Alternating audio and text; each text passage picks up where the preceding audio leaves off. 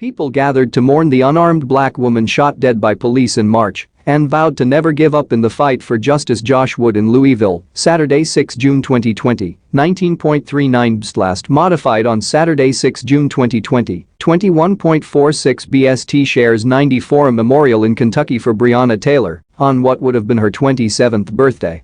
A memorial in Louisville for Breonna Taylor on what would have been her 27th birthday. Photograph. Brett Carlson. Getty Images. Breonna Taylor would have been 27 on Friday, but most of the people who showed up in downtown Louisville to mark that milestone did not know her. A lot probably wish they had never heard her name. If Taylor had not been shot dead by police in March, her mother believes she would have been out here on the streets herself, protesting against the deaths of George Floyd in Minneapolis and David McAtee here, and demanding reform and an end to police brutality, just like the protesters who had shown up for her. As an emergency medical technician, EMT, maybe she would have been a volunteer medic at the mass demonstrations that have convulsed the city over the course of almost 2 weeks. Or maybe having risked her own health to work in the emergency room through the coronavirus pandemic, she'd be handing out protective masks. I'm so grateful to everybody, said Tamika Palmer, Taylor's mother, as she gave brief remarks at a gathering that was half celebration of life, half protest. Y'all don't understand. It started off lonely, but it's so amazing to see so many people standing up for her, just saying her name. And trust.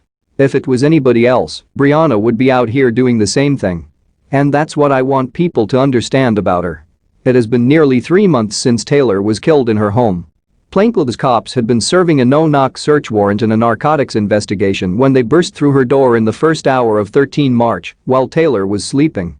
Her boyfriend Kenneth Walker, a licensed gun owner, grabbed his gun and fired off a shot, thinking they were witnessing a home invasion.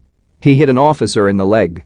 Police fired back more than 20 times, killing Taylor and sending bullets flying into a neighboring apartment. No drugs were found. Yet after her killing, Louisville Metro Police Department described her as a suspect.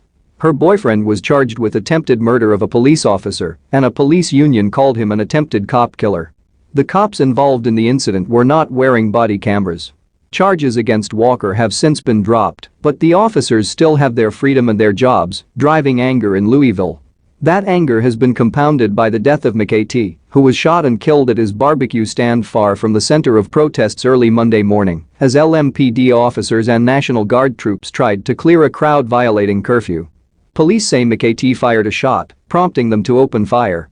In violation of policy, officers involved were either not wearing body cameras or did not activate them. The killings, combined with nationwide rage over Floyd's death and police brutality, have prompted widespread protests in Louisville over the past 9 days. On a sweltering Friday afternoon in downtown Louisville, businesses were busy boarding up windows, but the mood at the park was calm, hopeful and welcoming. People signed a large banner wishing Taylor a happy birthday, while others wrote birthday cards and letters to the city. A woman painted a portrait of Taylor. I'd just like to tell her happy heavenly birthday, said Tamba Foya, a 32-year-old artist. That's really sad that we have to say heavenly birthday because she should be here. She should be here celebrating her birthday. I mean, she should be here protesting with us over what happened to George Floyd. She should be with us. As he walked through the crowd, Foya was holding an artwork he'd made showing black bodies hanging in nooses from the barrel of a pistol. Nothing has really changed, he said. It's just we're not hanging from trees anymore. We're just hanging from their weapons, he said, referring to the police. A 22-year-old who identified himself as Bam Bam was signing a long banner wishing Taylor a happy birthday. What I did was, I told Breonna happy B-Day, and we want her to look over us, he said.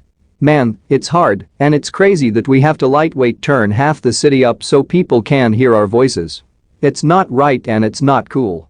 Please subscribe my channel JHTV and click on bell icon for latest news. Thank you.